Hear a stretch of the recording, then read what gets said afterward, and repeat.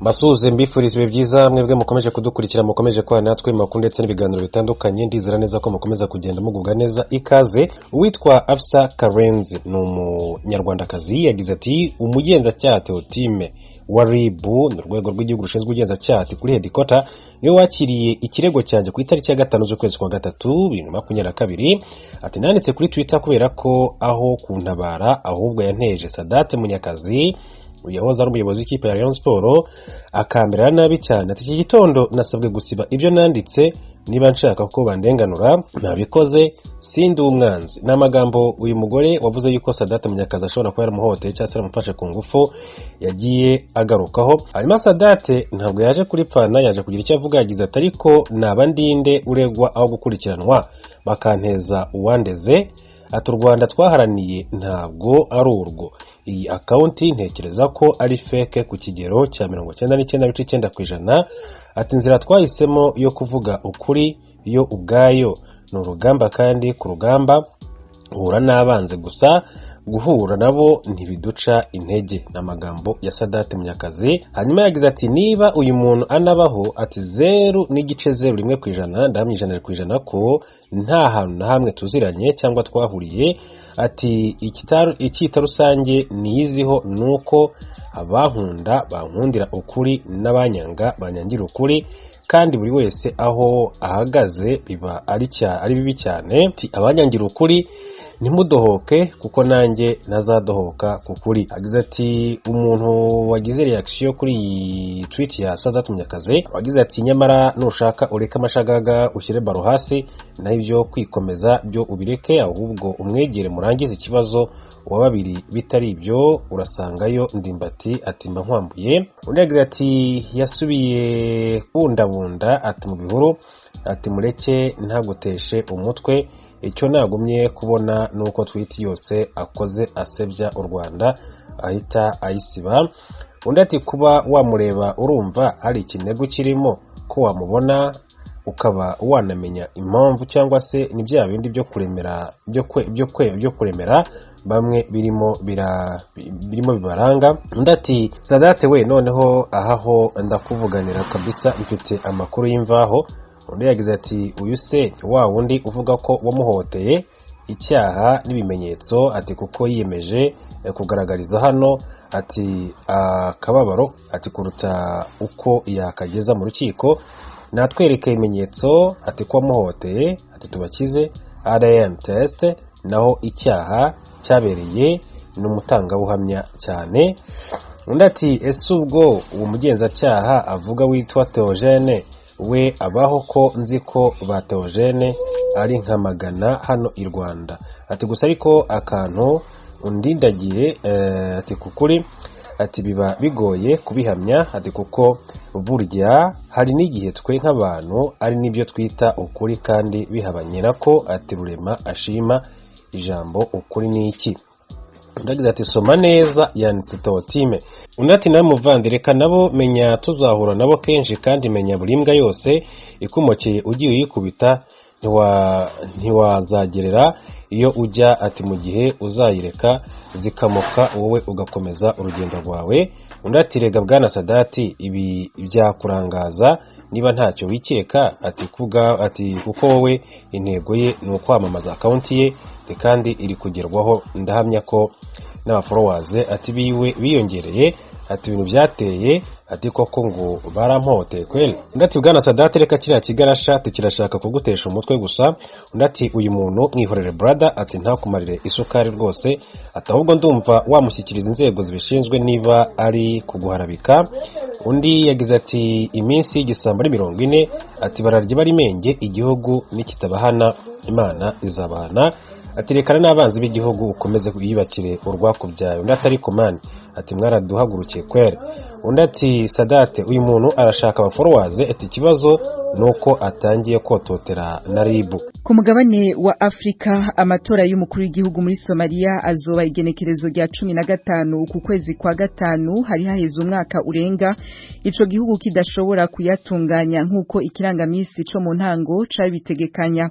Umurwi w'abashinga amateka bahawe igikorwa co gutegura amatora ya president wemeje ano matariki ubicije kuri televiziyo y'igihugu. Manda ya president Mohamed Abdullahi Mohamed Batazira Farmajo yaheze mu kwezi kwa kabiri ko mu 2021 ariko aguma ku butegetsi bitewe hanini nuko vyamunaniye gutunganya amatora yo kumusubiriza. Mu zindi mvo nyamukuru zatereje amatora harimwo injyane zimaze igihe hagati y'indongozi zo ku rwego rw'igihugu n'amareta yigenga. Ikirangamisi gishasha kivuga ko abazokwitoza bazokwiyandikisha igenekerezo rya 8 uku kwezi kwa gatanu, imigambi n'imigabo yabo bakayibwira inama nshinga amateka ku magenekerezo ya 11 na 12 hama itora rikaba igenekerezo rya 15. Muri Somalia president atorwa n'abashinga amateka n'abakenguza amateka. Uwegukanye intsinzi ategerezwa kuronka n'imiburiburi 2/3 vy'abagize inama nkenguza amateka na shinga amateka no kuvuga amajwi 188. President Farmajo aremerewe n'amategeko aremererwa n'amategeko murantunga yo aremererwa n'amategeko yuko yokongera kwitoza. Bamaze kumenyekana bazoba bahanganye nawe harimo babiri mu bigeze kuyobora igihugu akaba ari Hassan Sheikh Mohamed na Sharif Sheikh Ahmed. Farmajo mu bandi bazohangana harimo uwahoze ari umushikiranganje we wa mbere ari we Hassan Ali Kaile. Uzokwegukana intsinzi arindiriwe n'ibibazo birimo ukurwanya imirwi y'intagondwa irwiremo aba Al-Shabaab bamaze igihe babangamiye umutekano wa Somalia. Diane Nahazwe urakoze kutugezaho hari makuru avugwa hirya no hino ku isi.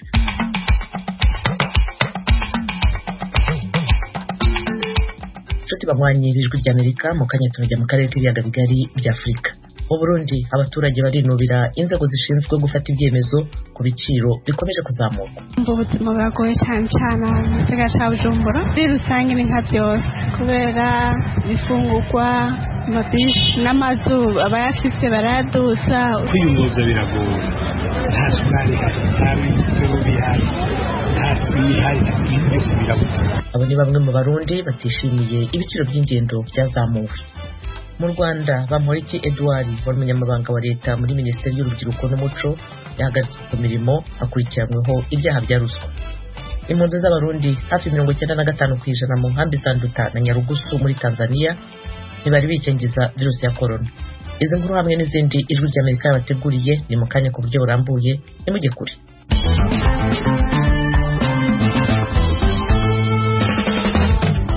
Radio Ijwi ry'Amerika tugiye gukomereza ibiganiro byacu mu karere k'ibiyaga bigari bya Afrika. Perezida wa Repubulika y'u Rwanda Paul Kagame ejo yahagaritse ku mirimo umunyamabanga wa leta muri Minisiteri y'Urubyiruko n'Umuco Edouard Bamporiki. Itangazo ryashyizweho umukono na Minisitiri w'Intebe Edouard Ngirente mu izina ry'umukuru w'igihugu risobanura ko hari ibyo Bamporiki agomba kubazwa akurikiranweho. Ijwi ry'Amerika ryashatse RIB ku rwego rw'igihugu rw'ubugenzacyaha kugira ngo batubwire icyo Edouard Bamporiki akurikiranweho ariko ntibatwitabye. Gusa mu itangazo yanyujije ku rubuga rwayo rwa Twitter, RIB isobanura ko Edouard Bamporiki akurikiranyweho icyaha cya ruswa n'ibyaha bifitanye isano nayo. RIB ivuga ko iperereza rikomeje mu gihe Edouard Bamporiki afungiwe iwe mu rugo. Mu Burundi abanyagihugu barinubira ibiciro bidasiba kwiyongera. Barabivuga nyuma y'icyemezo Minisiteri yo gutwara abantu n'ibintu yatangaje kuwa gatatu icyemezo cyo kuzamura ibiciro abagenzi bishyura.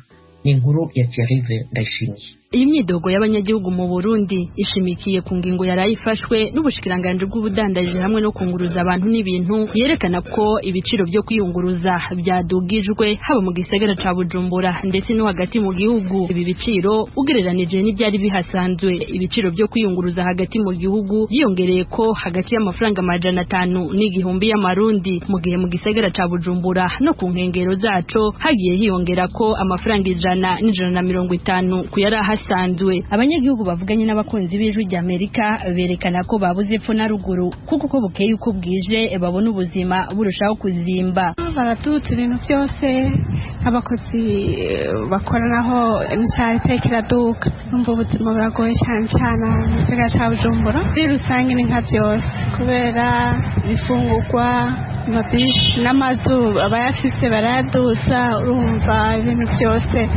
byabaye ndanse.